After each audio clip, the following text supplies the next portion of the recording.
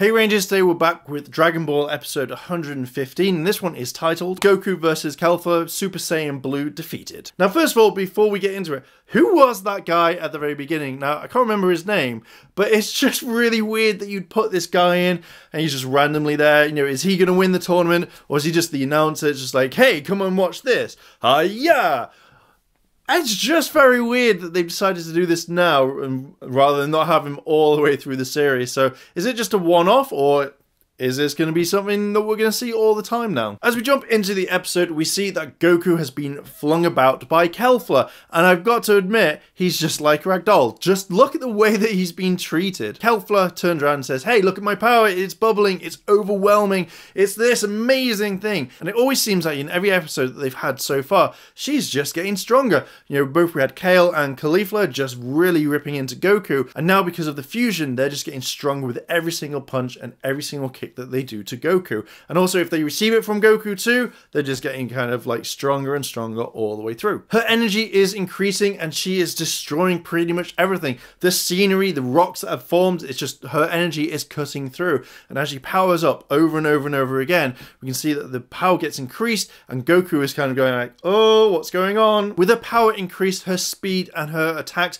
are a lot stronger, and she just lays into Goku constantly. Goku realizes that with the Potara earrings, it's just made her ridiculously strong, and you kind of think, well, hang on a minute, Goku, you know what this does, you know that it just amplifies both people, because, you know, you were Vegito, and still you kind of think, yeah, I'm going to kind of like remember this, I'm going to be like, okay, yeah, I know what this is all about. Beerus isn't happy that Champa gave these girls the Potara earrings, and he accuses them of cheating, saying like, how dare you, this is against the rules. But technically it actually isn't, because when you look back at the rules, it's only like healing items, etc, etc. But these are completely okay, and we know it's going to be okay, because the Omni King's going to be like, oh wow, this is amazing, and you know, this is cool, and that's it, so you know it's okay. With the Omni Kings giving their like approval of this, the Grand Priest turns around and says that Potara is fine and that we're able to use them, and you're like, why are things being added to the rules? Why are things being okay? You kind of think,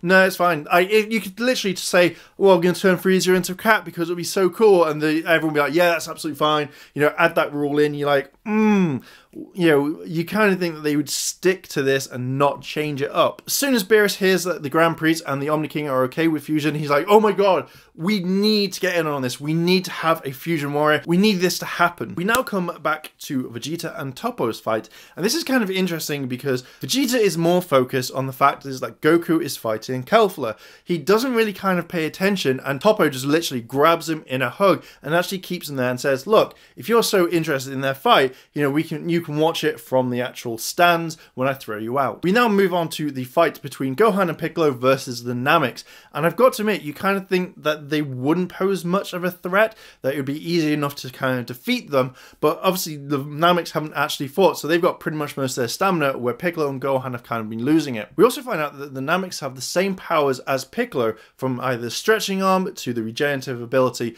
of actually popping his arm out if a limb gets cut off. And this is really interesting because you kind of think that maybe something might be a bit different. Gohan also steps in and helps Piccolo, and it's really nice to see this. Gohan, you're a good one. You know, you're a good egg. One thing I did like about this scene is that Supreme Kai is like, well, you know, we could get 18 and 17 together and that they could become one and it would be really awesome because they're compatible, they're twins, etc, etc.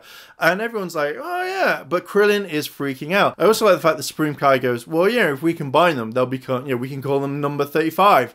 And I just thought that was quite interesting. With Beerus going on about fusion and how it will help and how he wants it to go on, Whis then reminds him, you know, even if they fuse and they become stronger, if they get knocked out, you're losing 2 fighters, not 1. And with this, instantly, Beerus is like, I'm done with the idea. That's cool. You know, I want 2 fighters. I don't want this to happen. Doesn't really matter. But we see that some of the other universes are exactly the same. Like, no, we could have done that as well. We're not really bothered. Very briefly, we have Universe 2, and they're talking about how they want to fuse and how they actually throw the Potara earrings down. Then Kefla comes running out of nowhere and smacks his 2 fighters and just destroying the Potara earrings, but they just generally touch. And then they shatter, and Hells is like, yeah, cool, you know, this is beautiful still with the destruction of the Potara earrings. You kind of think, is everything beautiful to you? Because again, you could have had Ribrianne fuse with someone, maybe not those 2, but Oh well. Now, I didn't catch this patrolman's name at the very beginning, but we have him walking up to 18, and as he is about to attack because she's weakened for a little bit, 17 steps in and actually just blasts him away, and you know, it's a very short scene, but we're now seeing the other characters come along. We now come back to Kefla and Goku fighting, and again, Champa is just like throwing out that, you know, it's the best, he's really excited, he's gloating, it's the reason why I don't like him, but he's just like boasting, going like, yeah! As Kefla has literally thrown everything she's got at Goku, we see a shadow of Goku and things just kind of settle, and there is Goku standing there, Super Saiyan Blue. He also looks majorly pissed as well, and he also looks majorly pissed off as well. Kefla is happy to see Goku transform, and she's wanted this. She's wanted to go up against him. So when, as Goku goes, oh, I'm not going to hold off anymore, I'm going to just give you everything that I've got, Kefla says the exact same, and she powers up to Super Saiyan. As everything is going off, sparks, just everything you can think of, Goku is just standing there, not looking impressed. He's like, I'm bored of this. Can we just fight? In the second act, we see a lot more of Goku and Kefla just fighting. Every single punch, every single kick, they're just getting stronger and stronger, and it's sending out an effect towards the rest of the stage. As Goku and Kefla are still fighting, everyone is really shocked at what's going on. They're just in awe and like, oh my god. They also do reuse some of the shots from previously, like a few seconds before, as they're just blasting out energy at them. We all of a sudden get the Ultra Instinct music, which I've got to admit is actually quite catchy after a while. We notice that John is turning around and he's kind of like, he's noticing the power that's going around him. Vegeta just like kind of like beats Toppo straight away and kind of like says like, oh, I've noticed that Kakarot has gone Super Saiyan Blue. Goku then resorts to going Super Saiyan Blue with the added effect of the Kaioken, or the King Kai Fist. As he's fighting Kefla, he notices he's doing more damage, and she steps back and she notices that she's numb from the fight and smoke is coming up from her hands. As Kefla has actually been knocked back, I love the fact that Champa is like, oh, if you don't win this, I will not forgive you. And it annoys me because it seems like in most animes, it's, I won't forgive you if you do this. And for the first time ever, like Kefla just literally turns around to Champa and says like, shut up. And this made me giggle because there's like, Champa doesn't say anything. I'm like, ah, okay, that's really funny. As Kefla turns around and attacks Goku, he notices that she's using the same attack. And he says, that's not going to work on me. And he actually fires a Kamehameha straight at her. But then Kefla appears right behind him and just like kicks him and smacks him about. One thing I have noticed is she looks a lot like Gohan when she was fighting Cell. And this kind of like made me think a little bit more of the Cell saga. With that, Goku is knocked to the floor and he depowers.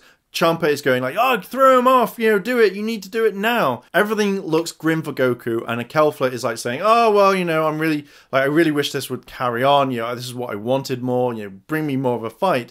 But then all of a sudden, Goku stands up, and again, his energy just explodes, and he goes back into the Ultra Instinct mode. Kefla doesn't know what's going on, so she just fires loads of energy blasts, and again, Goku just does the same thing he was doing with Jun, and just like knocks out all the energy, and Kefla thinks it's a fluke. When he opens his eyes, he looks directly at her, and she is shocked to see that it's the Ultra Instinct mode, and she kind of just like steps back, and then that's when the episode ends. And there we go, Rangers, there's my kind of brief breakdown of episode 115. I've got to admit, this actually wasn't a bad episode. It had its ups and it has its downs. Now, I kind of really wish we didn't really see much of the other characters when something like this is fighting, because it's kind of like, oh no, I just want to see this action, I just want to see the fighting, but it's really cool seeing Kefla actually literally trump Goku completely, rather than it's not Goku winning straight away. The only downside is I'm getting kind of really bored of seeing like everyone being shocked at the transformations, like, oh my god, he's turned blue, oh my god, it's Ultra Instinct, oh my god, Goku's gone Super Saiyan God. It kind of really annoys me, but I'm guessing they put it in for like kind of dramaticness, like, oh my god, you know, now the shiz is going down. And all apart that, I think it was a generally good episode, and I'm really looking forward to next week. I'm also kind of interested when you see in the preview that Kefla is just going to get her ass handed to her by Goku in this Ultra Instinct form, so it's going to be really interesting to see what happens next week. Anyway, Rangers, what do you think about that? Do you like Dragon Ball Super? Do you not? What did you think about the fight, and are you a fan of Kefla? Let me know down below in the comment. If you've liked this video, like, favorite, comment, and subscribe. Check out all the other videos on the channel. And as always, Rangers, thanks for watching, and I'll see you in a bit.